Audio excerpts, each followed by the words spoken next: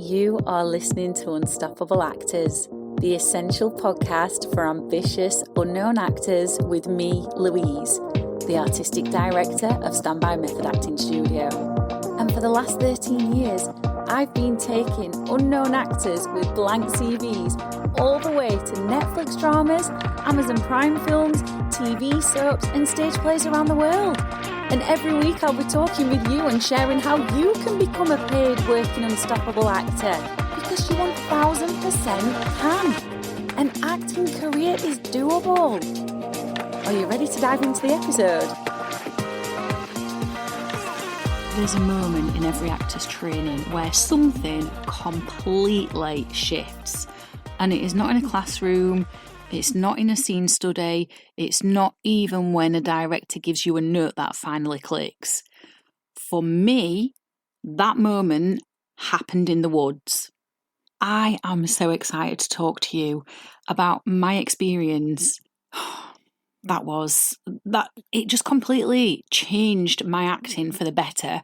And I hope at the end of this episode, you will feel inspired and as excited as I was at the time of experiencing this, and am to talk to you. I hope you'll feel as excited about your own career and the potential and possibilities with it. So yes, for me, that moment was in the woods. I was covered in mud. I was genuinely furious at a woman from the next village, convinced, utterly and completely convinced that she was a witch. And somewhere in the middle of that fury, I realised I wasn't performing anymore. I was simply living. Today, I want to take you back to one of the most formative experiences of my entire career. 5 weeks living as a medieval peasant during my professional actor training. Oh, it was so exciting. There was no script, no director, no audience, just a character, a family, a vegetable patch, and one very suspicious woman from the neighbouring village.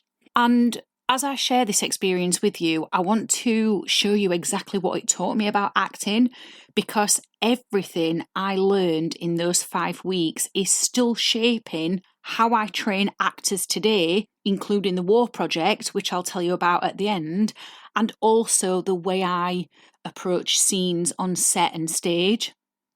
So let's get into it.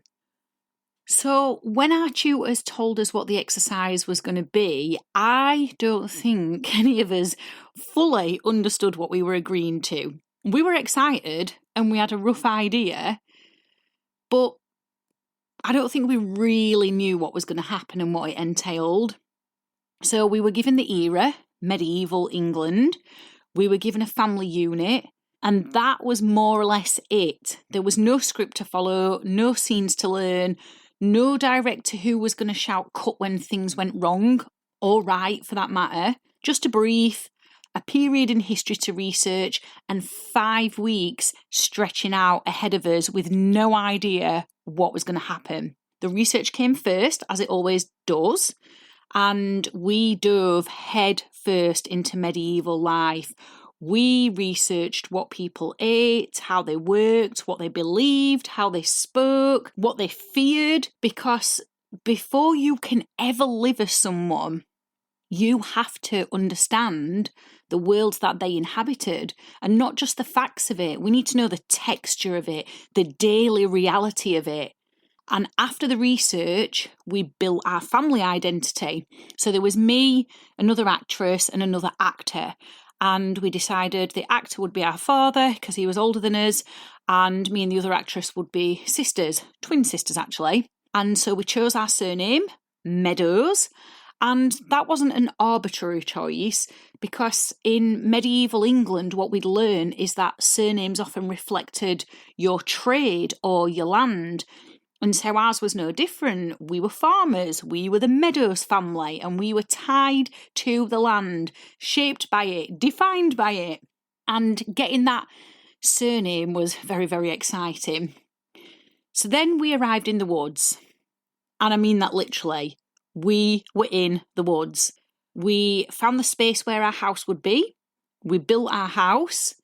And we built it out of, when I say twigs, I don't mean like little teeny tiny ones. We weren't building a nest like birds, but we built it out of, well, branches. Yeah, just big branches that we found lying around. And I was so proud of that house and I loved it. And every time I stepped foot into it, I could just see everything. And after we'd built our house, we had very little else to go on. So we simply began to live in the woods.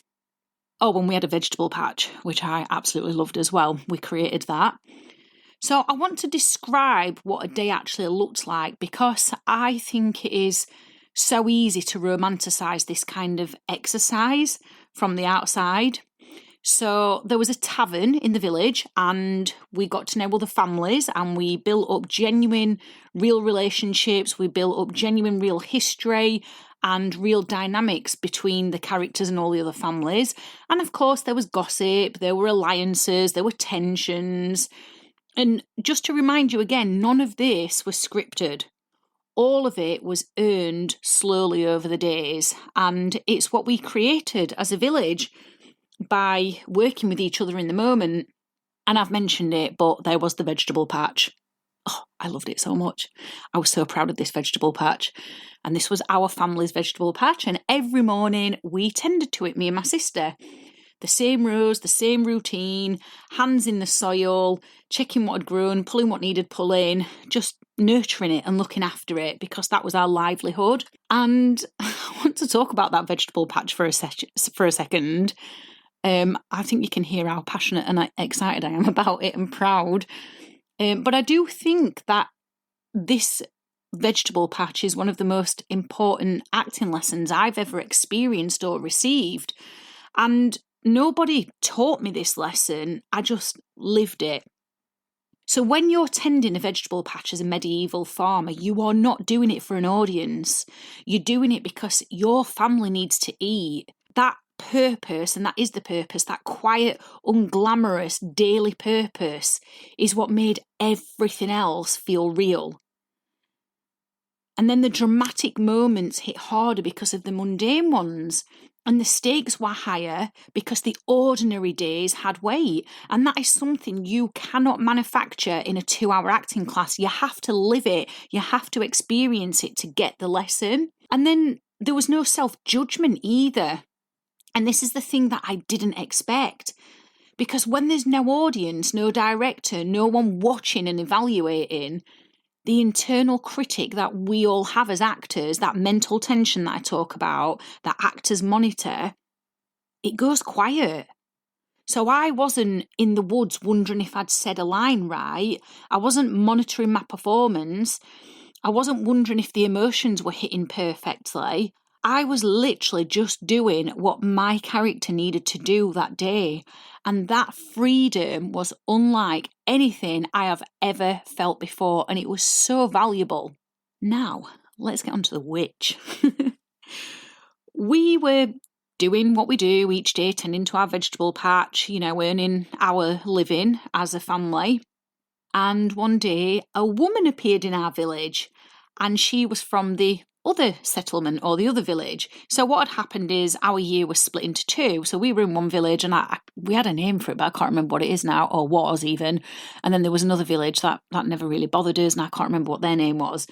But anyway, she was from the other settlement. So that was the other group of actors living in a different part of the woods in the neighbouring village. And like I said, we'd had very little contact with them. We didn't bother each other until this point.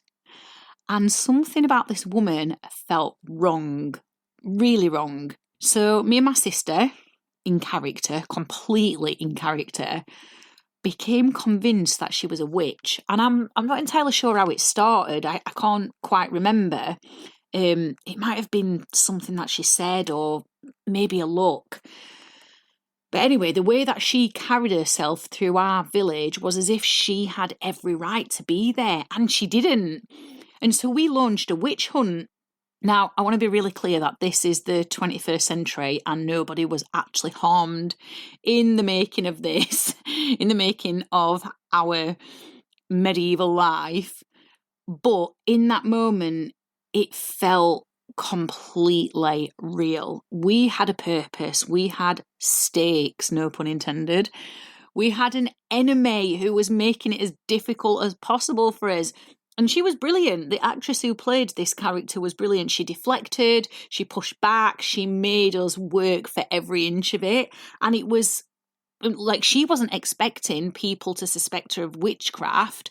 I think she then, if I remember rightly, deflected it back to us and said that we were the witches. And we ended up being part of this witch hunt as well.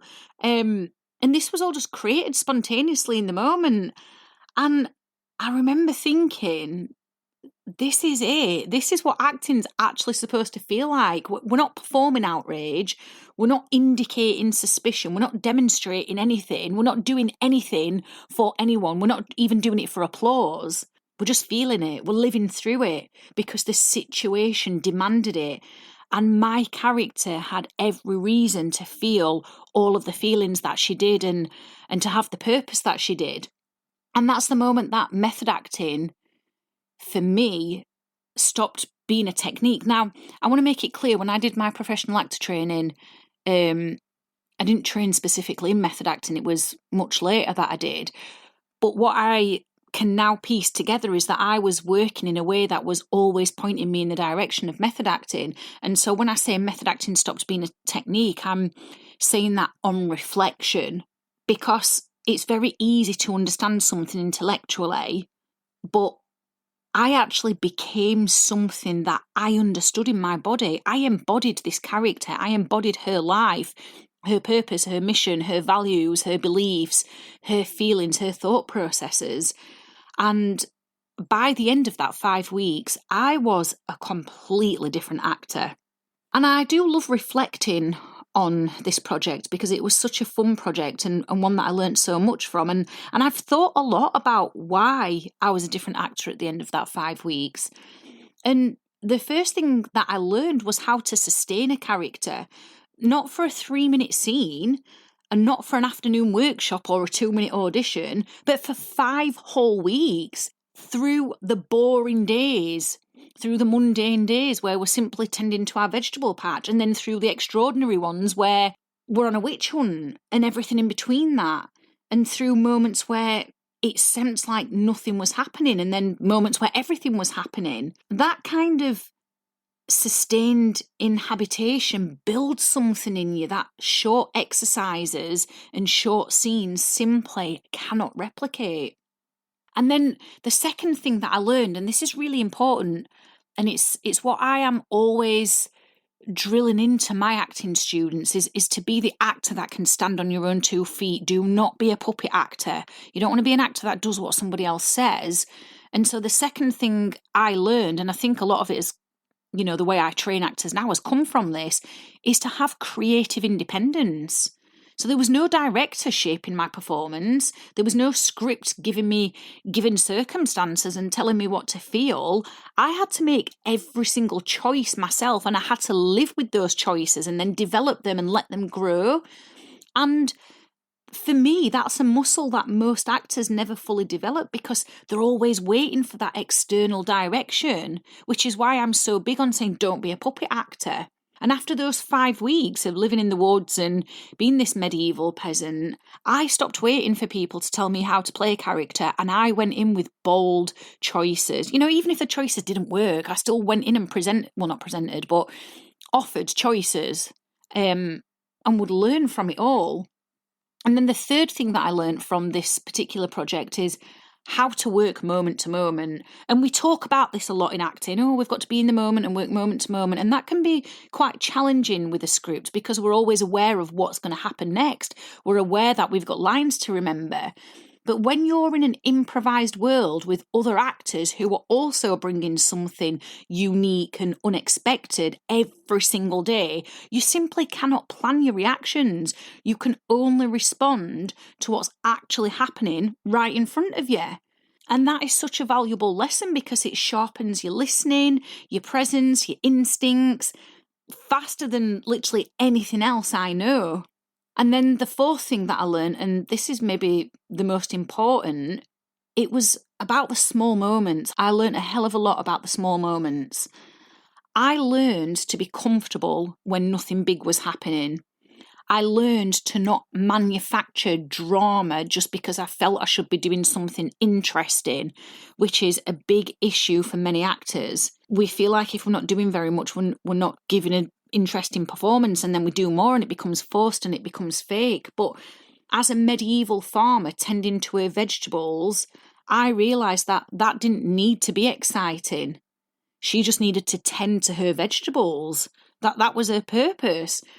And that comfort with simplicity, with stillness, with an ordinary purpose, that is one of the hallmarks of truly great acting. Now, there's one more thing that I feel is worth mentioning about this project. During all of this, I kept a journal.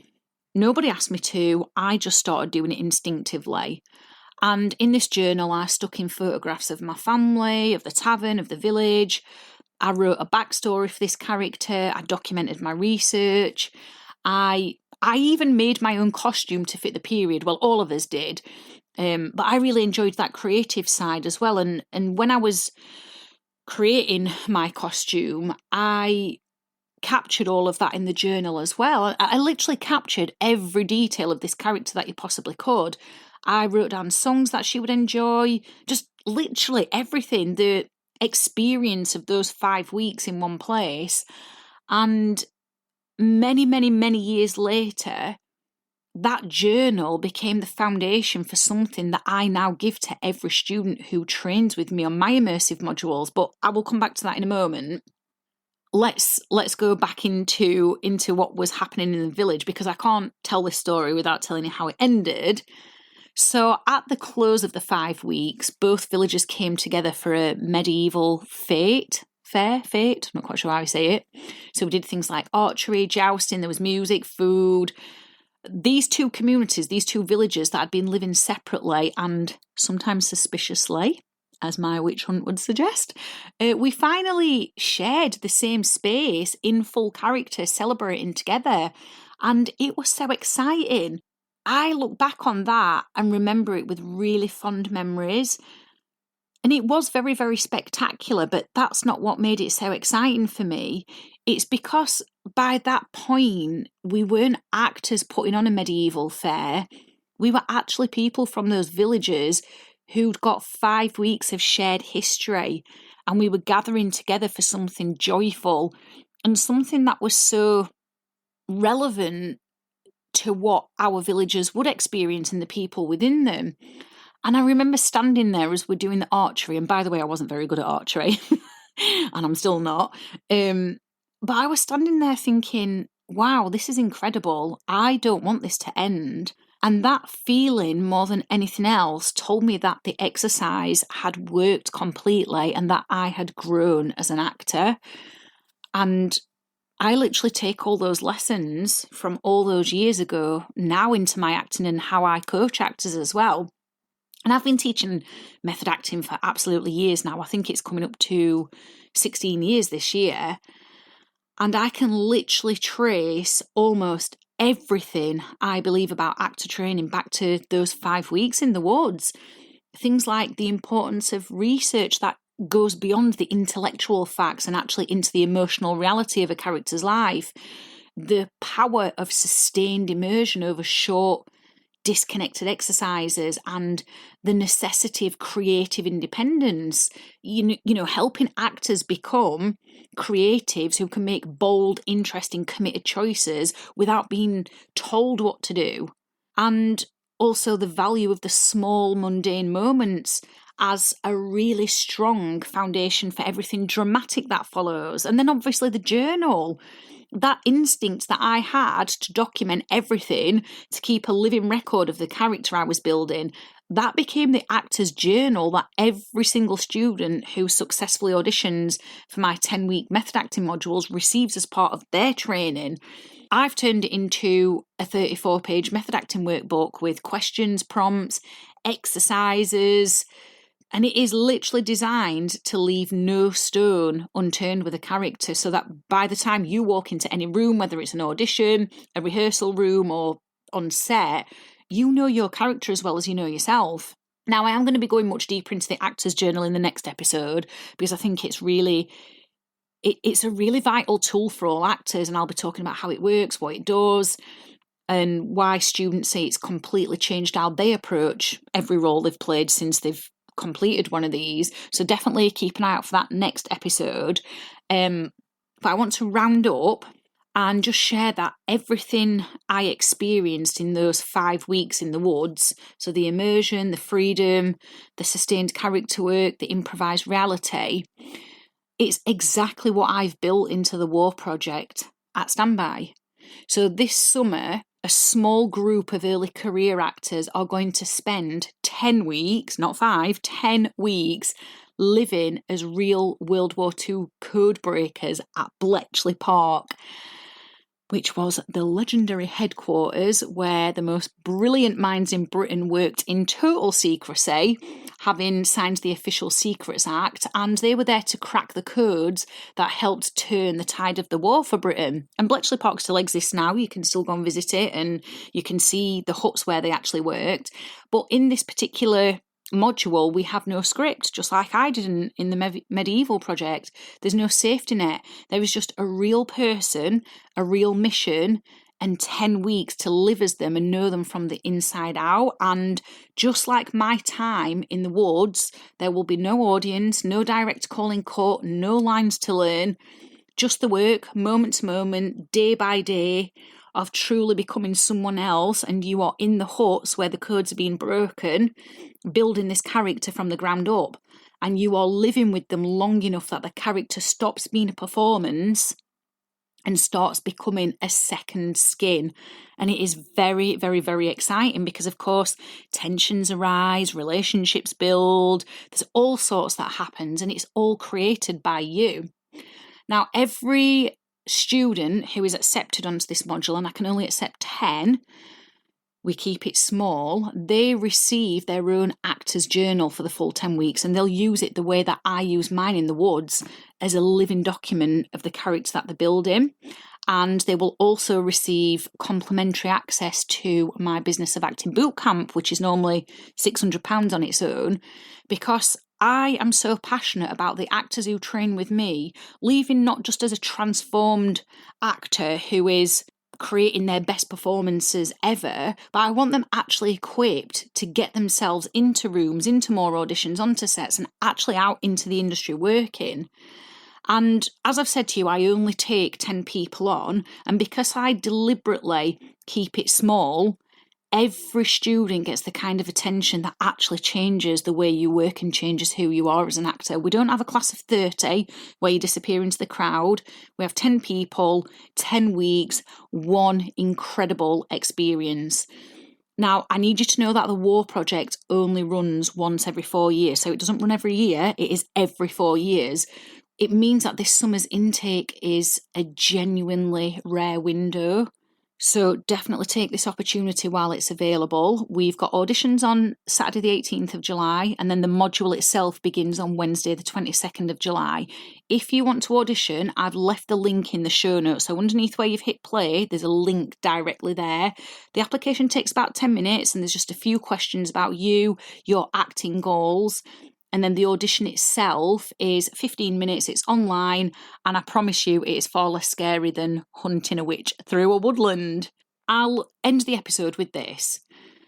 The single biggest thing those 5 weeks gave me wasn't a technique, it wasn't a method or a framework or a tool, it was the experience of knowing, really, really, really knowing what it feels like to stop performing and start becoming. And once you've felt that, even once, you understand what you're chasing in every role for the rest of your career. And that's what I want for every actor I train, not just the knowledge of how to do it, the actual feeling of it lived in the body over time. And if that's what you're looking for, I would absolutely love to see you at the auditions. I've absolutely loved hanging out with you, and I really hope you found this episode inspiring. If you have, please do rate the podcast and hit follow so you never miss an episode, and I can help more actors like you. And come and join one of the most supportive, uplifting acting communities on socials, the Unstoppable Actors Facebook group, where you'll get your weekly injection of inspiration, networking, and receive your free Method Actors handbook so you can become an unstoppable actor.